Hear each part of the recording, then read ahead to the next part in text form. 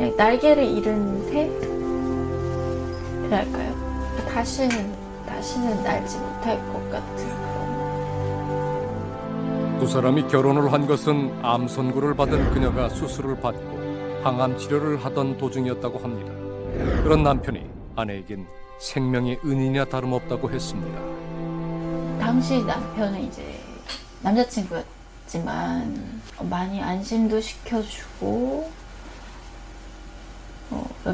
그게 뭐 대수로운 일이냐, 네가 살아있으면 됐지. 어떤 모습이라도 좋으니 사람만 있어 달라던 남편은 이제 이곳에 없습니다. 이번에는 자신이 사랑하는 사람을 지키기 위해 세상과 싸울 차례라고 그녀는 믿고 있습니다. 지금 2번 이제 큰 수술하고 아프고 뭐 이러면서 그 어떤 연대의식 같은 거인 것 같아요. 아내가 오랜 암 2병을 해온 만큼 부부는 평소 건강에 무척 주의를 기울여 왔다고 합니다. 무엇보다 사망하기 직전에는 신해철 씨 스스로 그 어느 때보다 열심히 운동을 하면서 건강관리에 힘쓰던 시기였다고 했습니다.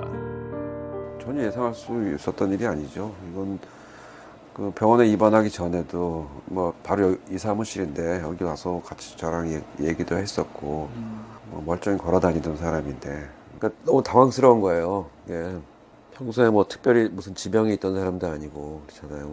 죽겠어요. 그냥 차라리 아팠다 그러고 형 뭐 지금 나 여기 힘들고 이러면은 내가 조금 편할 수 있는데 이게 전혀 다른 상황이 내가 지금 맞이해야 되기 때문에 죄인들은 그가 하루아침에 사망을 할 만한 어떤 징후도 없었다고 입을 모읍니다. 실제로 사망하기 불과 한 달 전까지만 해도 그는 2시간이 넘는 콘서트를 걷더니 소화할 정도로 체력을 과시하기도 했습니다. 수술을 받던 그날 아침도 평소와 크게 다른 점은 없었다고 합니다. 시아버지랑 분과의 점심 약속이 있어서 식사를 갈 준비를 하고 있었어요. 사과 좀 먹고 에스프레소 마시고 싶다고 했던 그 2가지 먹은 게 다였고요. 점심에는 가족 모임이 예정돼 있었습니다. 신해철 씨는 여느 때처럼 과일과 에스프레소 커피로 가볍게 아침을 대신했다고 합니다. 그런데 출발하기 한 15분 전 정도부터 갑자기 복통을 호소를 하면서 너무 아파서 조금 더 누워있겠다고 하다가 너무 아파서 안 될 것 같다고 위경련 같은 그런 느낌 같은데 출발 직전 그는 갑작스럽게 복통을 호소합니다. 위경련인 줄 알았다고 했습니다. 기껏해야 진통제 한 대 맞으면 나을 거라며 아내도 내보냈다고 합니다. 오전 11시 50분 그는 자신의 차량을 이용해서 인근 대학병원을 찾습니다. 이때부터 마지막 순간까지 모든 과정을 곁에서 지켜봤던 유일한 목격자가 한 사람 있습니다. 바로 신해철 씨의 매니저입니다. 사건 이후 큰 충격을 받은 카메라 앞에서 그날의 일에 대해 입을 열었습니다. 거기 응급실로 갔는데 사람들이 너무 많았고 그 대기 중인 의자들 거기 섞여서 그냥 앉아서 기다리는 것밖에 뭐 다른 뭐를 할 거다 뭐 이런 얘기도 없었고 그래서 그렇게 기다리다가 그쪽 병원으로 옮겨가시겠다고. 통증은 좀처럼 잦아들지 않았지만 대기 시간은 기약 없이 길어지고 있었다고 합니다. 몸을 누일 곳조차 찾을 수 없었습니다. 1시간 반가량 병원 복도를 헤매던 신해철 씨는 결국 대학병원을 빠져나와 S병원으로 발길을 돌립니다. 왜 하필 그쪽으로 향하셨는지. 일단 환자로 갔을 때 자기를 잘 알고 그렇게 해서 신뢰를 하셨었던 것 같아요. 오랫동안 그 네. 주치의처럼 몸을 네. 아꼈던 사람이니까. 네. 저한테 조금 기회가 많이 있었다고 생각이 되는데 어떤 기회? 다른 병원에 모시고 갈 수 있는. 지금 생각해보면 그것이 화근이었다고 매니저는 말합니다. S병원 검사 결과는 장유착을 상상조차 하지 못했을 겁니다. 뭐 복강병원 간다는 당연한 거니까 보통 통상 환자들은 하루만 입원해 있으면 그 다음날 퇴원한다 그렇게 얘기를 하더라고요. 수술 임할 때 뭐 큰 걱정을 안 하셨겠는데. 네네. 그냥 간단하다고 하니까. 그는 그렇게 수술대에 올랐습니다. 이따가 오후 4시 40분. 의사의 말에 따르면 수술은 분명 성공적으로 끝났다고 했습니다. 그런데 수술 이후 며칠간 줄곧 통증을 호소하던 신해철 씨는 수술 5일째 되던 날 병원 화장실에서 쓰러진 채로 발견이 됩니다.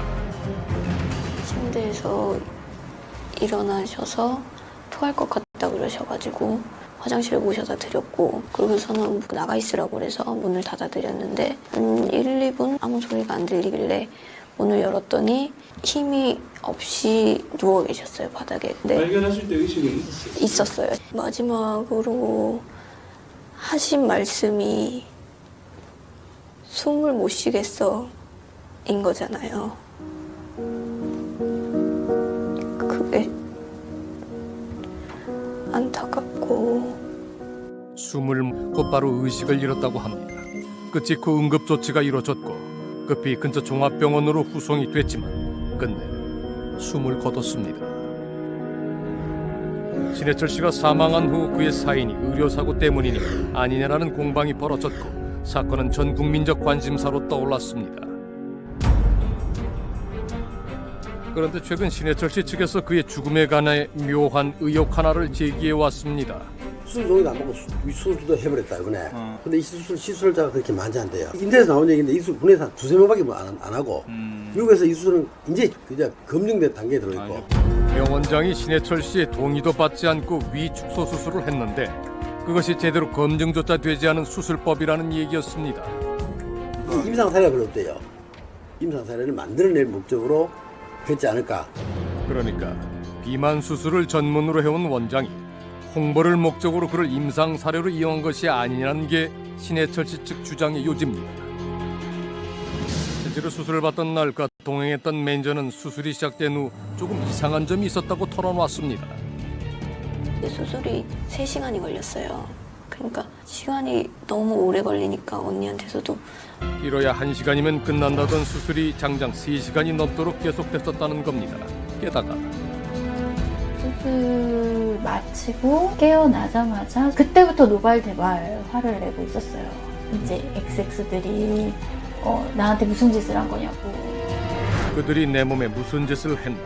수술 직후 신해철 씨가 아내에게 남겼다는 말은 결코 예사롭지 않습니다.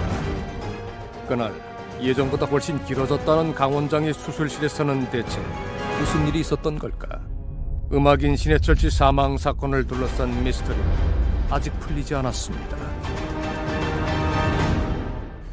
여러분들께서는 이 얘기를 어떻게 생각하십니까?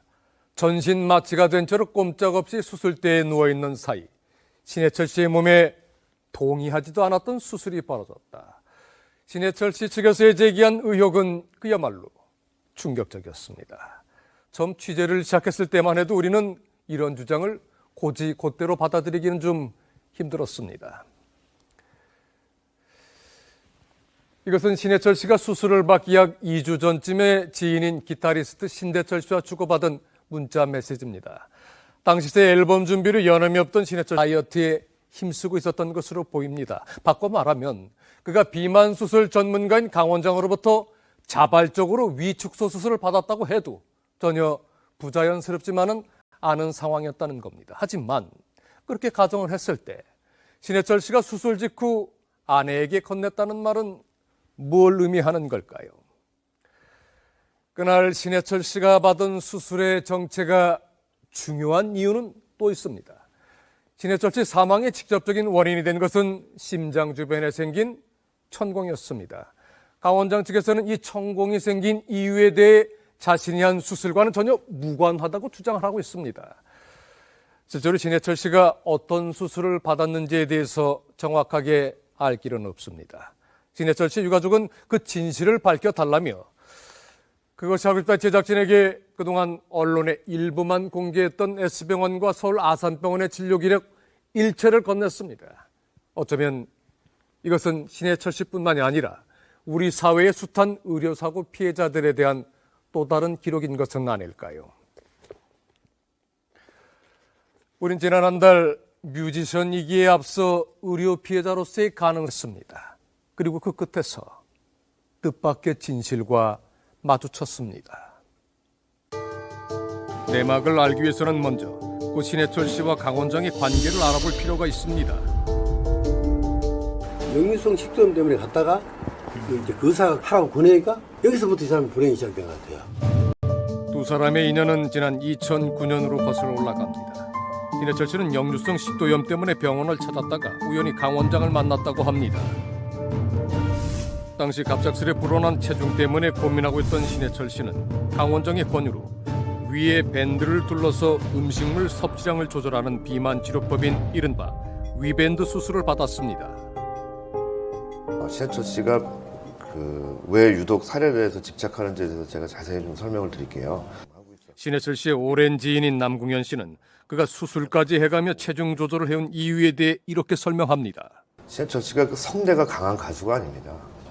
들어보시면 이렇게 굵은 소리가 나는 가수가 아니기 때문에 고음을 지를 때 목에 힘을 굉장히 많이 줘야 돼서 녹음할 당시에는 보통보다 한 10kg 정도 체중을 불려요. 왜냐하면 체중을 불리면 좀 소리 내기가 원활해지는 면이 있거든요. 신의 체중을 불려왔다고 합니다. 체중이 있으면 더 나가고 몸에 힘이 실리니까 그만큼 더 파워풀한 그런 소리를 낼 수 있으니까 그런 것 때문에 형도 체중 조절을 하고 그러셨어요. 녹음할 때는 살을 굉장히 많이 찌우고 그리고 공연이나 앨범이 출시되기 전에 한 달 전부터 이제 완전히 단식에 아주 극한 다이어트를 해서 살을 빼서 활동을 하고 하는 것을 굉장히 수십 차례를 지금까지 성공적으로 했던 거죠. 마치 운동선수가 체중 조절을 하듯이 녹음할 때와 TV 출연할 때 각각 체중을 혹독하게 늘렸다 줄였다 하는 일을 반복해왔다는 겁니다.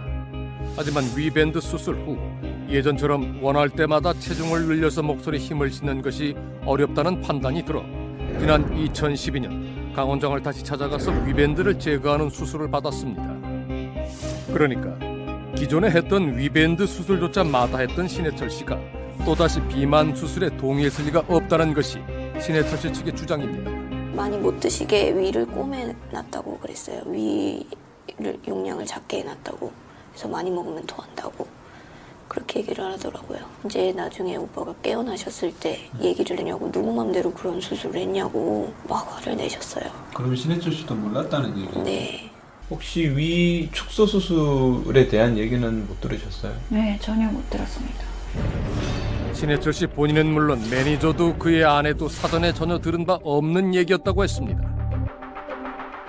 하지만 정작 신해철 씨는 자신의 몸에 생긴 일에 대해 원장에게 제대로 따져 묻지도 설명을 들을 수도 없었다고 합니다.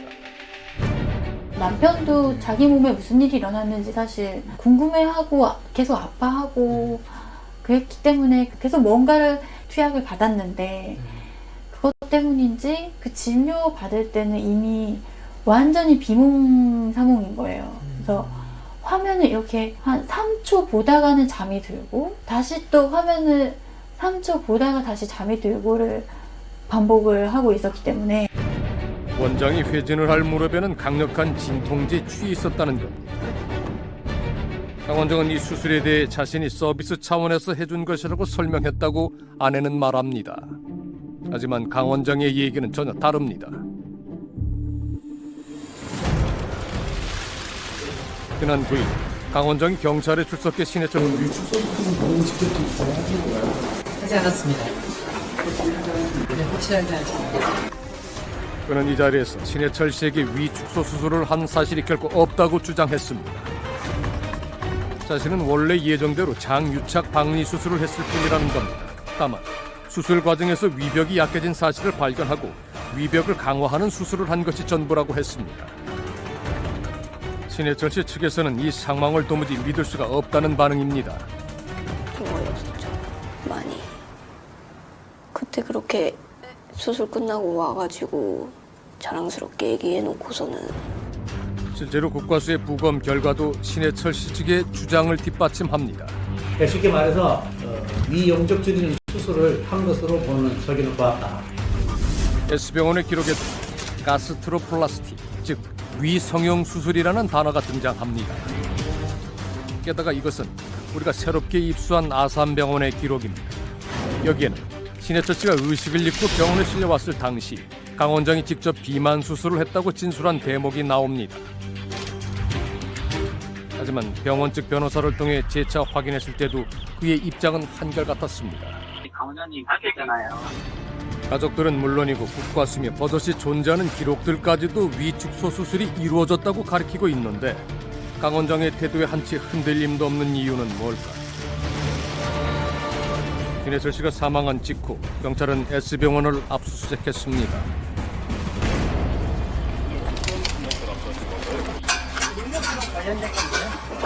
분량은 얼마 정도 나왔습니까? 서류라서 많지 않습니다. 의무기록이.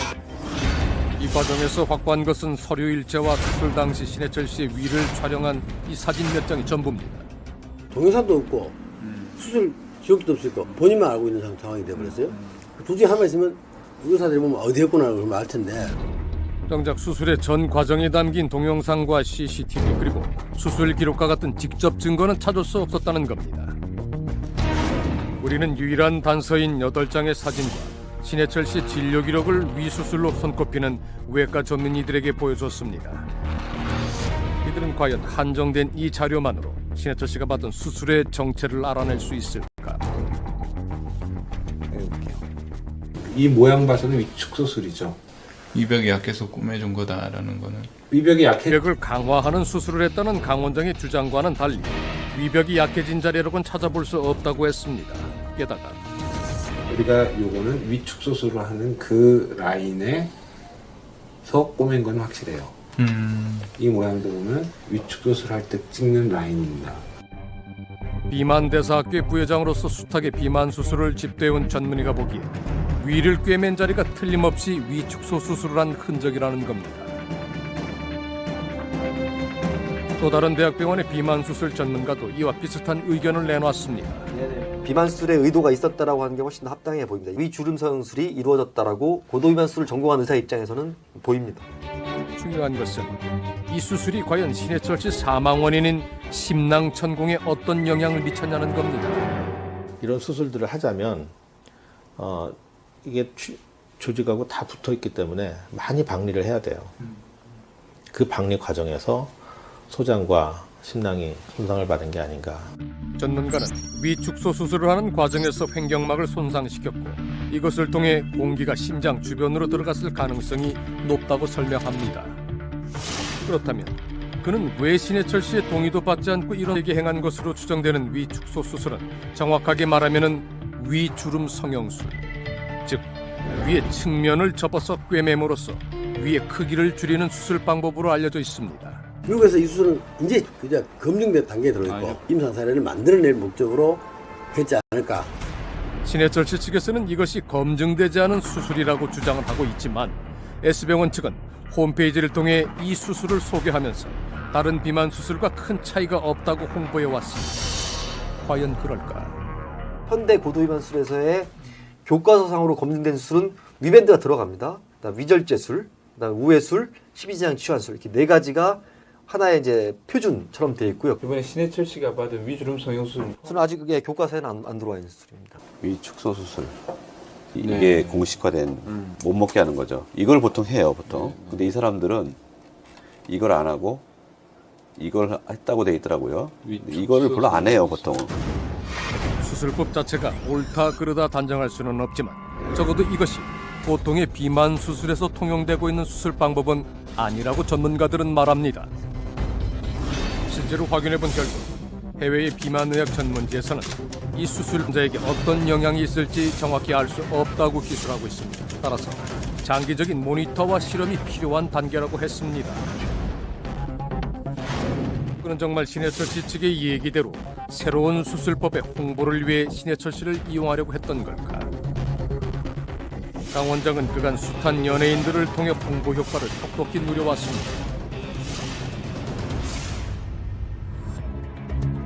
우리가 만난 사례자 윤 씨도 그렇게 강 원장에게 비만 수술을 받은 사례자 중 한 사람입니다.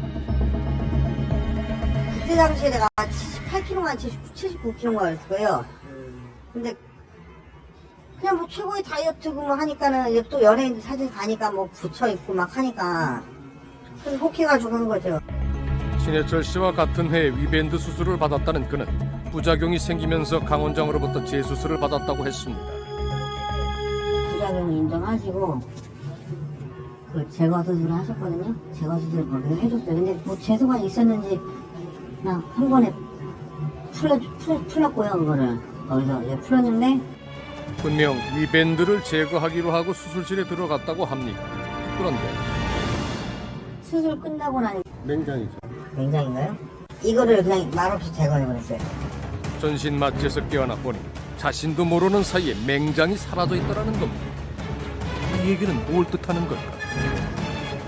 신해철 씨가 수술을 받은 S병원에 아직 세상에 알려지지 않은 또 다른 비밀이 숨어 있는지도 모릅니다.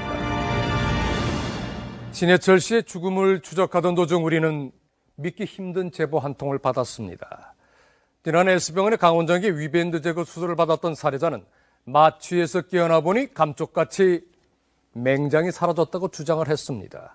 사전 아무런 예고조차 없던 일이라고 했습니다. 당시 보호자로 병원에 동행을 했던 제보자의 어머니에게도 재차 확인을 해봤지만 수술 전 맹장에 관한 언급은 병원 측으로부터 전혀 들은 적이 없다고 답변을 했습니다. 더 이상한 건 그의 병원 기록입니다.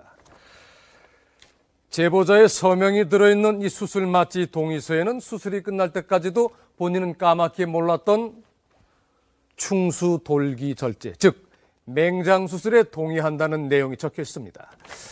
만일 제보자의 말이 사실이고 서류가 조작된 것이 아니라면 병원 측은 적어도 환자에게 없이 이 동의서를 받아낸 셈입니다. 강 원장의 수술실에서 환자 본인은 동의한 적이 없는 또 다른 수술이 벌어졌다. 제보자의 증언은 신해철 씨 유가족의 주장과 이상하리 마치 닮아 있습니다. 그런데 말입니다. 두 사람의 공통점은 이뿐만이 아닙니다. 신해철 씨가 지난 2012년 제보자 윤 씨처럼 강 원장에게 위밴드 제거 수술을 받았다는 사실을 기억을 하실 겁니다. 신해철 씨 아내는 최근 그 수술에 대해 우리에게 조금 묘한 얘기를 들려줬습니다. 당시 수술 과정에서 강 원장이 위밴드뿐만이 아니라 신해철 씨의 담낭도 함께 떼냈다는 겁니다. 물론 수술 도중 응급으로 절제해야 할 만큼 신해철 씨의 담낭에 어떤 문제가 생겼던 건지도 모릅니다. 하지만 그 수술 또한 사전에 본인 혹은 가족의 동의조차 없이 이루어졌다고 합니다. 그러니까 똑같이 강 원장에게 위밴드 제거 수술을 받으러 갔던 두 명의 환자가 각각 예정에 없던 담낭 수술과 맹장 수술을 받았다고 주장하는 셈입니다.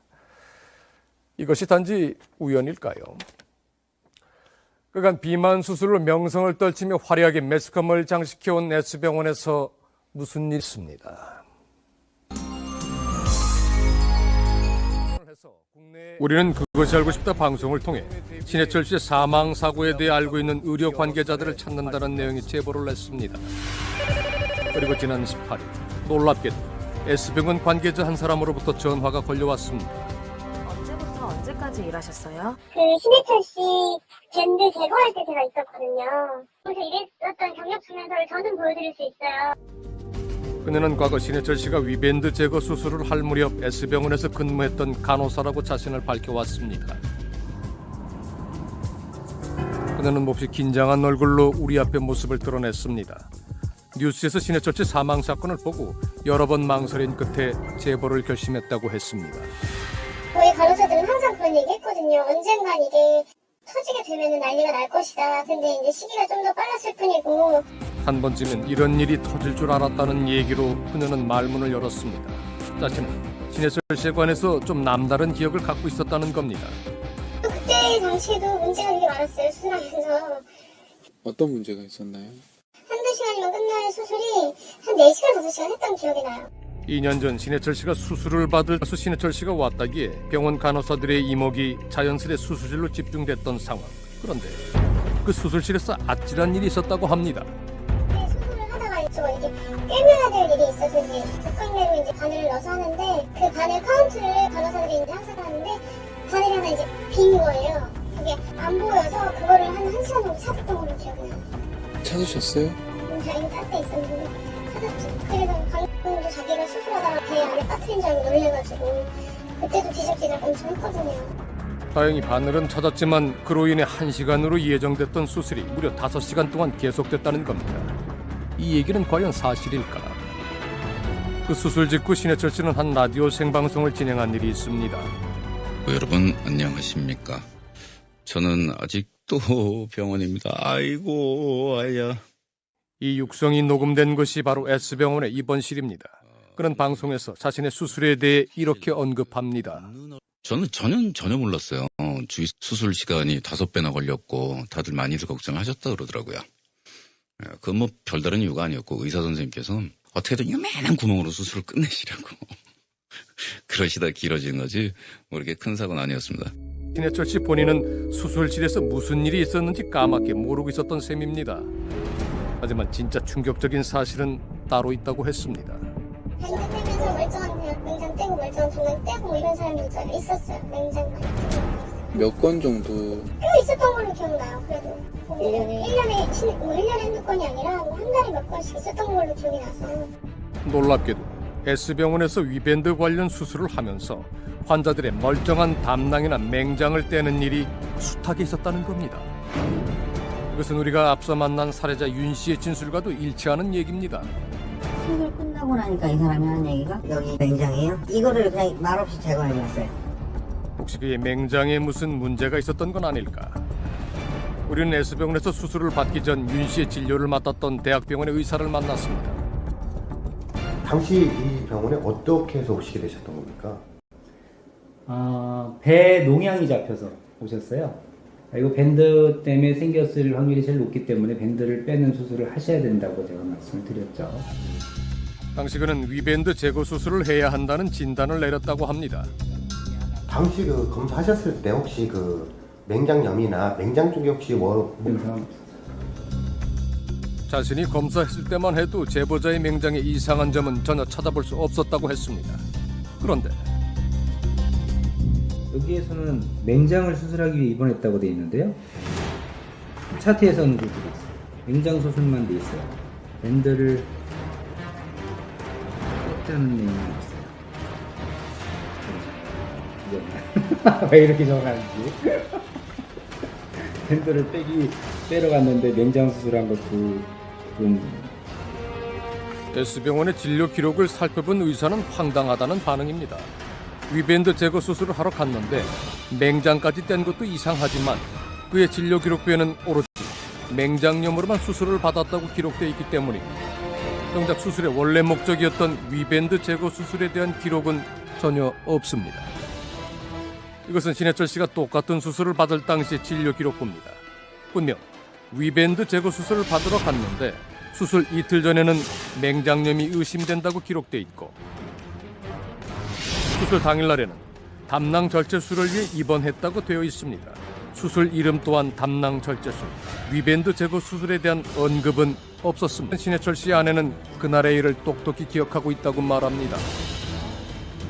쓰기가 없으면 고기 같은 거 소화 잘 안 되게 되면서 좀 육류 먹는 양을 줄일 수 있다. 그래서 자기가 그냥 별로 쓸데 없다고 생각해서 그냥 띄었다. 이렇게 얘기를 하셨었어요.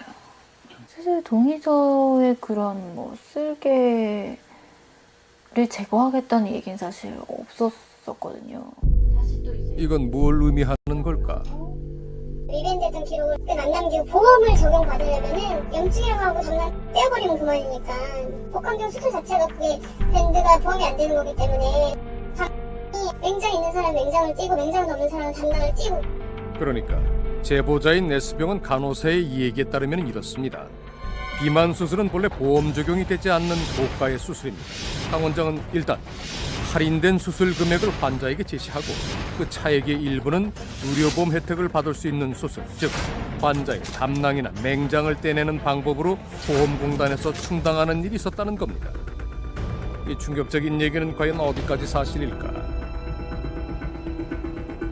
우린 지난 월요일 이 건에 대해 줄곧 취재를 해왔다는 취재진 한 사람 최초로 의료사고 의혹을 제기하기도 했던 그는 한 달 반 동안 취재를 한 끝에 최근 믿기 힘든 사실을 알게 됐다고 했습니다.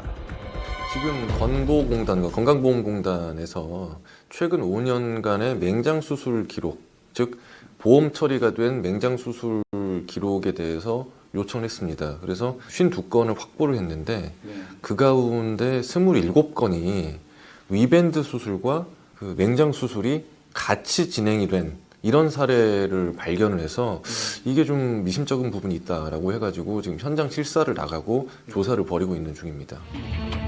S병원에서 이루어진 일부 맹장 수술에 대해 의혹을 품고 건강보험공단이 내사에 착수한 사실을 확인했다는 겁니다.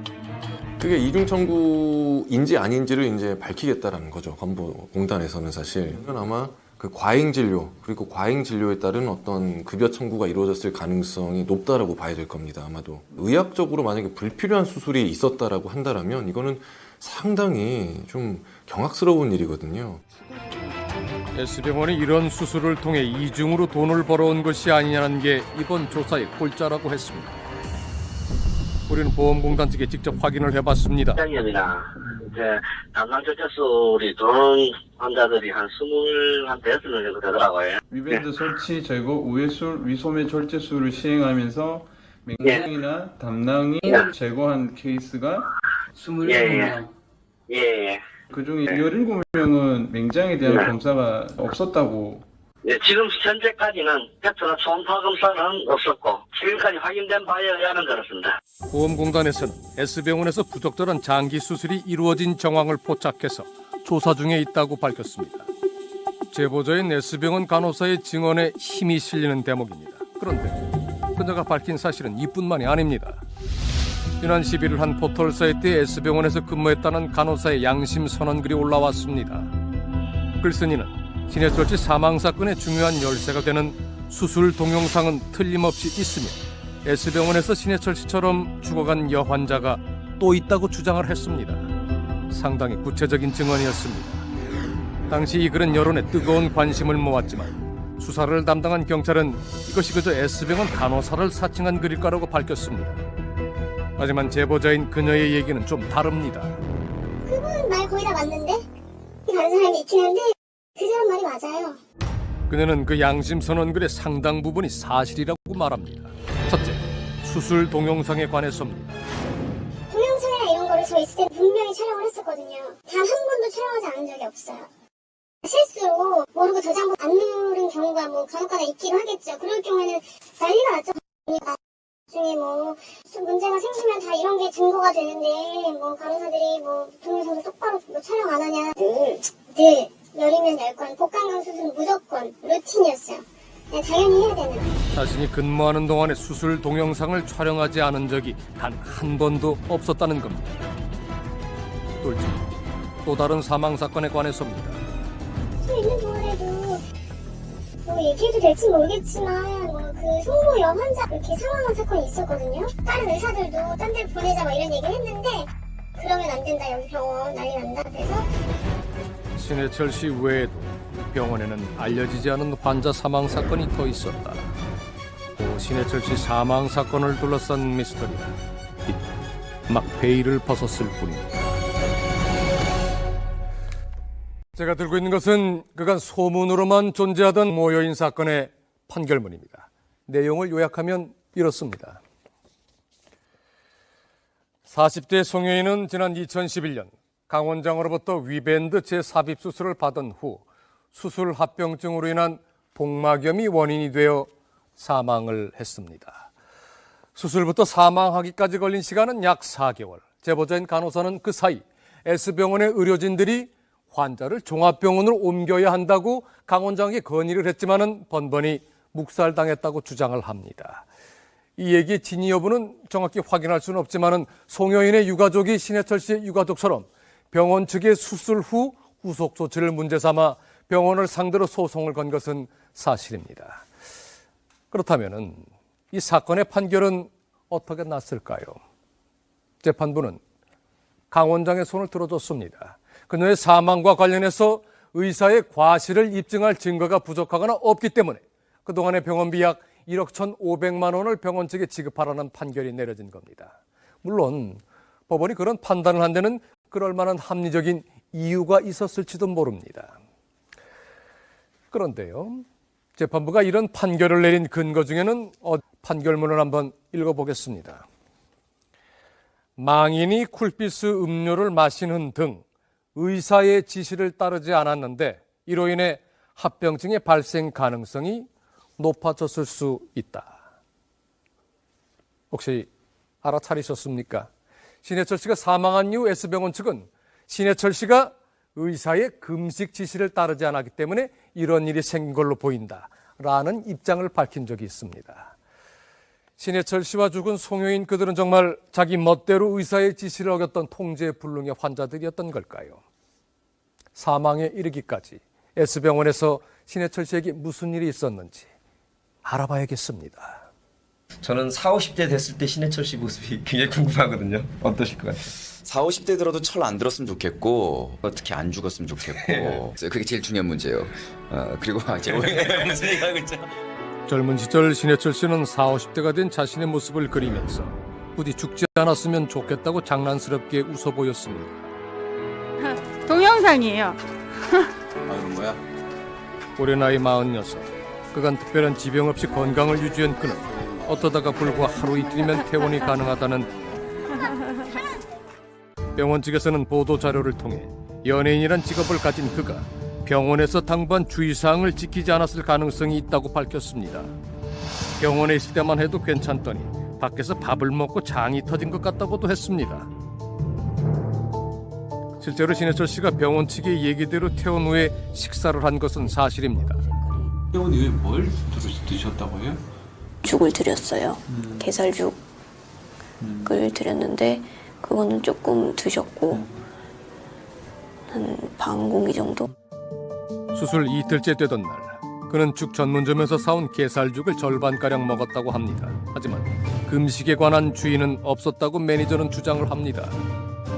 원장이 수술을 하고 나서 분명히 얘기했거든요. 일주일 동안 죽 드셔야 된다고. 2주 동안은 금연하셔야 되고 4주 동안은 금주하셔야 되고 그렇게 얘기했어요. 신해철 씨의 아내는 그 증거로 남편이 퇴원할 때 병원에서 직접 받아온 약을 우리에게 건넸습니다. 여기도 써있네요. 아침, 저녁, 후. 식후잖아요. 그 아침, 저녁. 병원에서 적어준 건가요? 예. 받아서 왔고요.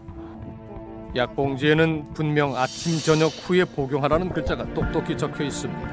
그런데 금식주에 대해서는 신해철 씨한테 분명히 설명하셨나요? 네, 분명히 설명했고 3번의 이번 과정에 대해서 확실히 알고 있는 그런 상태였습니다. 최종적으로 본인의 과실은 없다고 판단하시는 건가요? 네, 자, 조사 결과를 지켜봐 주십시오. 네. 강 원장은 신해철 씨가 자신의 금식 지시를 지키지 않았고 그로 인해 상태가 악화됐다는 주장을 굽히지 않았습니다. 과연 그 말은 사실일까? 금식 여부는 크게 중요치가 않아요. 네. 천공이 있다는 걸 진단이 안 됐기 때문에 진단이 안 된 상태에서는 뭐 금식을 하라고 했건 뭐 뭘 먹으라고 했건 똑같은 거죠. 노한규 전 의사협회장은 금식 유무는 신해철 씨의 사인과 직접적인 관련이 없다고 잘라 말합니다. 진짜 문제는 이 엑스레이 사진 속에 숨어 있다고 했습니다.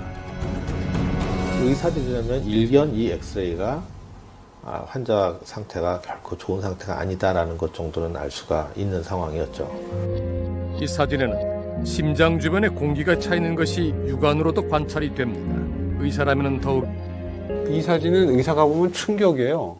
모든 의사들이 저기에 감염이 됐다 그러면 정말 악소리 나죠. 큰일 났다는. 저기 가면 무서운 자리거든요.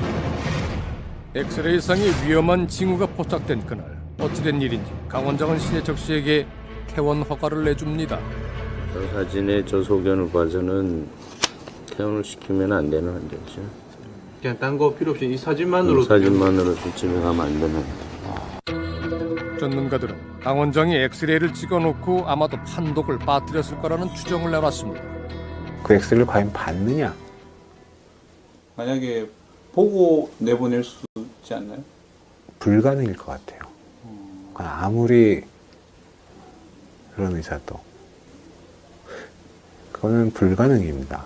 환자한테 엑스레이에 대한 설명이 이루어지지 않았던 걸로 보여지고요. 그거는 왜 그렇습니까? 중격동염은 사망률이 50% 이상이기 때문에 신해철 씨 본인이나 가족에게 설명을 했다고 하면 그렇게 무리하게 퇴원을 강행했을 리는 없다고 생각이 되거든요. 신해철 씨 본인이나 가족은 이런 위험성에 대해 알고 있었습니다. 이렇게 내일 봐서 뭐 몸을 못 가누겠으면 하루 더 입원해 계시고 아니면 원래 예정대로 내일 퇴원하시고 근데 보통 환자들은 하루면 퇴원한다고 얘기를 하더라고요. 퇴원을 앞두고 엑스레이에 관한 설명은 전혀 들은 바가 없다는 주장입니다. 하지만 예사롭지 않은 징후는 이뿐만이 아니었습니다. 가슴이 아프다고 그래서 간호사를 몇 번이나 불렀거든요. 이렇게 가슴 쪽 부여잡으시고 아프다고 막 소리도 지르시고 심장이 너무 아프다고 이 통증은 뭐냐고 그리고 어깨도 아프다고 했었어요. 배 수술했는데 뭐 가슴이 아픈 건 일단 이상한 거예요. 배 수술했는데 가슴이 왜 아파 일단. 심장에 대한 검사를 꼭 체크해봐야죠. 환자에게서 수술 부위와 무관한 부위, 특히 가슴이나 어깨 통증이 나타난다는 것은 반드시 정밀한 검사를 요하는 징후 중 하나라고 전문가는 설명합니다. 하지만 그가 받은 처방이라고는 마약성 진통제들이 대부분입니다. 그러니까 진통제의 효과로 통증이 잠시 진정됐다고 믿고 퇴원을 하던 이 순간 그는 이미 몸속에 시한폭탄을 안고 있었던 셈입니다. 있었던 중요한 기회를 놓친 순간이기도 합니다. 퇴원 직후 신해철 씨는 집에서 줄곧 고요를 앓았다고 합니다. 체온계로 제가 체온을 쟀었어요. 처음 쟀을 때가 38도 2부가 나와서 체온계를 한 번 더 이제 가져와서 체온을 쟀는데 그때 이제 38도 7부 뭐 이렇게 나왔었어요. 고열이 발열된 거잖아요. 그런 발열 증세와 통증을 연관시켜서 본다면 염증의 확산을 의심을 했었어야 되지 않았을까. 수술 후 발열이 있다면 제일 먼저 염증을 의심해야 한다고 전문가는 말합니다. 하지만 퇴원한 지 한 3시간 반 만에 제가 전화를 병원에 했어요. 열이 나는 것 같다. 체온을 2번 쟀는데 이렇게 나온다. 회복되고 그러는 과정에 몸에 조금 열이 날 수 있는데 그 정도 열은 괜찮다. 이렇게 얘기를 하시더라고요. 간호사는 회복 과정에서 흔히 있을 수 있는 일이라며 아내를 안심시켰다고 합니다. 그날 열에 들떠 밤새 잠을 이루지 못하던 신해철 씨는 새벽 5시 그리고 오후 4시에 2차례 S병원을 방문해서 각각 진통제와 항생제 처방을 받고 돌아갔습니다. 병원에서 재입원을 한 그는 그날 오후 결국 심정지를 일으켰습니다. 최종 사인은 복막염과 심낭염 그리고 그로 인한 합병증이었습니다. 원치 않는 합병증은 올 수 있다. 그것까지는 사람이기 때문에 신이 아니기 때문에 올 수 있는 부분이 있다고 봅니다. 거기서 더 나빠지지 않기 위한 노력을 하느냐가 결국 외과 의사의 책임인데 환자가 사망했고 그렇다면 주치의는 그 책임에서 자유로울 수는 없는 거죠, 사실은. 실수가 연속으로 벌어진 거죠. 그러니까 사실은 살 수 있는 기회가 여러 번 있었잖아요. 신경 쓰고 소홀했던 거예요. 수술 잘 됐다고 생각을 하니까 이 가능성에 대해서 아예 생각을 안 했던 거죠. 아무리 유능한 의사라고 해도 결국 기계가 아닌 사람이 하는 실수를 피할 수는 없을 겁니다. 하지만 만일 이 실수가 다른 환자들에게도 연속돼 왔다면 그때도 이것을 여전히 실수라고 불러야 할까? 지난 일요일 우리를 만난 한 가족은 울분을 감추지 못했습니다. 그 사람 한 사람 때문에 저는 행복했던 가정이 지금 완전히 너무너무 지금 행복한 가정을 무너뜨렸다는 그 사람의 정체는 다름 아닌 신해철 씨 수술을 맡았던 S병원의 강원장이라고 했습니다. 건설에서 대표를 맡고 있는 남편 최 씨는 5개월 전 강원장으로부터 혈전 제거 수술을 받았다가 현재 가족들조차 알아보지 못하는 상태가 되어 병원에 누워있다고 했습니다. 그렇게 말씀하셨거든요. 몇 시간 걸렸죠? 12시 20분에 들어가서 9시 40분에 나왔어요. 거의 9시간이 걸린 거네요. 환자가 너무 그동안 몸 관리를 안 했기 때문에 이렇게 큰 수술이 될 수밖에 없었다. 20-30분 걸린다던 간단한 수술은 장장 9시간 동안 계속됐습니다. 환자가 평소 건강관리를 잘못한 탓에 수술 도중 과다출혈이 생겼다는 게 강 원장의 설명이었다고 합니다. 수술방에서 나오자 왜냐면 아빠 상태가 너무 안 좋아 보이니까. 전원 요청을 하셨네. 네. 근데 수치가 좋은데 왜 옮기냐는 거예요. 신장 수치가 좋은데. 10일 정도 입원하고 퇴원하실 수 있다. 뭐 사회생활 하실 수 있다. 라고까지 얘기했어요. 남편은 극심한 통증을 호소했지만 종합병원으로 옮겨달라는 가족들의 요청에 대해 강 원장은 상태가 호전돼가는 중이라고만 답해왔다고 합니다. 하시고 이렇게 할 때 다른 추가 검사나 이런 건 받으셨어요? CT나 아니 전혀 안 했다니까요. 그 마약성 진통제 얻어내는 건 제가 들었어요. 모르핀 더 주고 뭐 이런 식으로 해서. 그러니까 저희가 신해철 씨 사망하고 나서요. 네. 저희랑 너무 똑같은 거예요. 그런 패턴들이. 신해철 씨와 마찬가지로 마약성 진통제 처방만을 주로 받아왔다는 남편은 어느 순간 깊은 잠에 빠진 듯 의식을 되찾지 못했다고 합니다. 수술 5일째 되던 날에야 급히 옮겨간 종합병원에서는 그야말로 청천벽력과 같은 진단이 내려졌습니다. 딱 왔더니 폐, 신장, 뇌 다 날라갔다고 준비하라고 그러더라고요. 폐, 신장, 뇌. 네. 그렇게 될 동안 모르셨어요? 저희는 몰랐어요. 수면 치료한다 그러고 치료도 다 멈췄다고 그랬어요. 누구보다 건강했던 사람이 불과 30분이면 끝난다는 간단한 수술을 받고 산송장이나 다름없는 몸이 돼버린 셈입니다. 이 또한 그저 실수였던 걸까? 우린 지난 17일 강 원장을 만나기 위해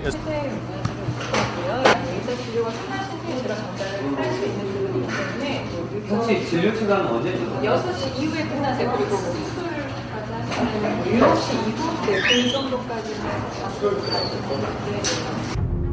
언론의 취재에 일절 응하지 않고 있다는 강 원장은 우리가 찾아간 그날 사건 전과 다름없이 또 다른 환자를 수술 중에 있었습니다. 혹시 그 이후로 병원에서 사과나 그런 뜻을 전달받은 적은 있으세요? 아니요. 따로 저희는 들은 적이 없고요. 신해철 씨가 사망한 후에도 강 원장은 가족들에게 따로 사과 한마디 없었다고 했습니다. 가족들은 현재 강 원장을 과실치사 등의 혐의로 경찰에 고발한 상태입니다. 그렇다면 과연 이 사건의 결론은 어떻게 날까? 지금 형사사건은 이제 정말 심각한 문제가 고소를 하면 기소율이 1%밖에 안 됩니다. 100건이 고소되면 그 중에 한 건이 기소가 될까 말까. 기소 요건을 갖추려면 누군가가 이 진료 과정에서 또는 진료에 어떤 문제가 있다는 것을 확인시켜줘야 되거든요. 그거를 이제 교통사고 같은 경우 증인이 하죠. 제3의 증인. 의료사고는 의사의 잘못을 의사에게 감정받는 현실적인 한계가 있거든요. 의료사고로 형협회에 의뢰하는 것이 보통입니다. 경찰의 전문 인력이 없는 이상 동료 의사의 과실에 대한 판단을 오로지 동료 의사 집단에만 기대해야 하는 셈입니다. 그래서일까 의료사고의 경우 기소율은 불과 1%에 지나지 않습니다. 인사재판으로 가도 상황이 어렵기는 마찬가지입니다. 의료소송에 걸리는 기간은 평균 2년 6개월.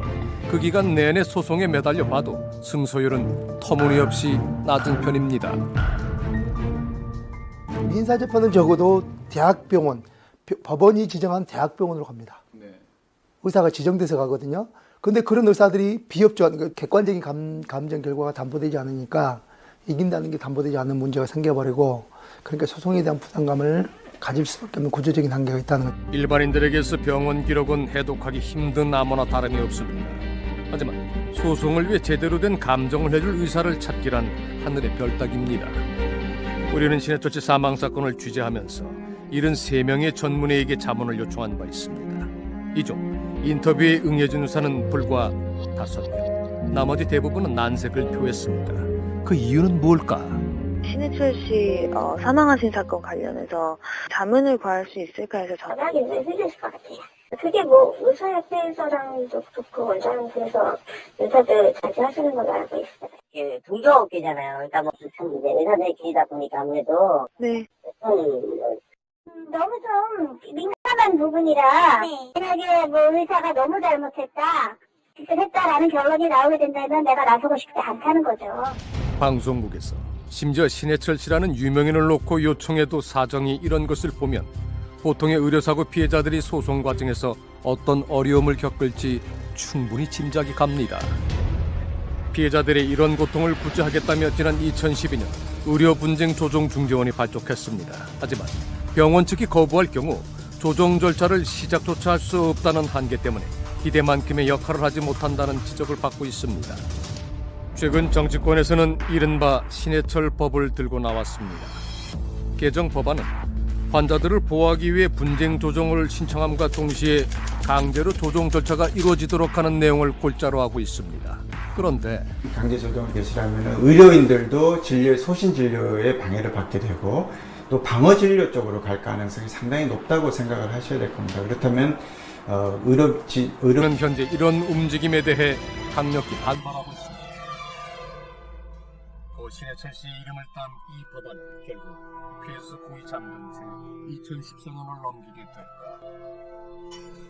수술 나을 때까지 신해철 씨는 집 대신 이곳 작업실에서 통증을 견디고 있었다고 합니다. 애들이 아파하는 표정이 무서우니까 옆에 안 보고 마음대로 아프다고 소리를 못 내고 하니까 거기 그냥 아무도 없는 데가 있는 게 편하다고 하셔가지고 아이들에게만큼은 아픈 모습을 보이고 싶지 않아서였다고 합니다. 그래서였을까?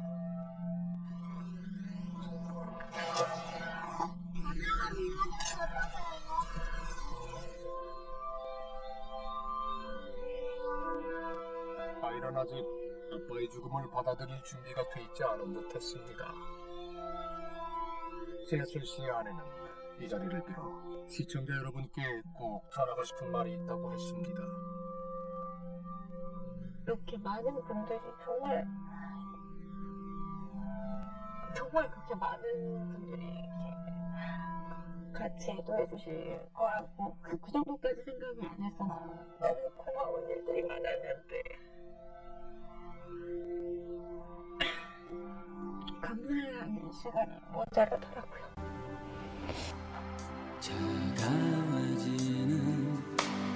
남편이 떠나던 그 길을 함께 지켜주셔서 진심으로 감사하다고 말입니다.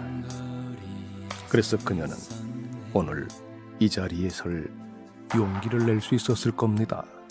곁에서 지켜본 사람으로서는 되게 본인이 옳다고 생각하는 길을 걸은 사람 같아요. 가장 남편다운 건 아마 지금 욕을 먹으면 100분 토론에서 이 주제에 대해서 논하고 있는 게 지금 어울렸을지도 모르겠습니다만, 뭔가 억울하거나 힘들 수 있는 이런 의료적인 문제에 도움이 될 수 있는 계기로라도 남는다면 아마 그거를 그나마 남편이 위안을 삼지 않을까.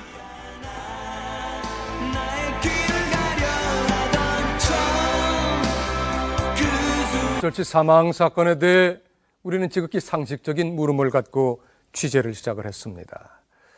만일 소중한 가족 중 한 사람이 갑작스러운 사고로 사망을 했다면 최소한 남은 이들에게 그가 어떤 이유로 사망을 했는지는 알려줘야 마땅한 게 아닐까요? 하지만 이런 상식적인 물음조차 의료사고에서는 쉽게 통하지 않았습니다. 우리 법에서는 의료 과실을 밝히기 위한 책임을 환자 쪽에서 직접 입증하도록 규정하고 있기 때문입니다. 만일 여기 교통사고처럼 CCTV나 차량용 블랙박스 같은 최소한의 증거가 있다면 이 얘기는 조금 달라졌을지도 모릅니다. 의료사고의 경우 병원이 의무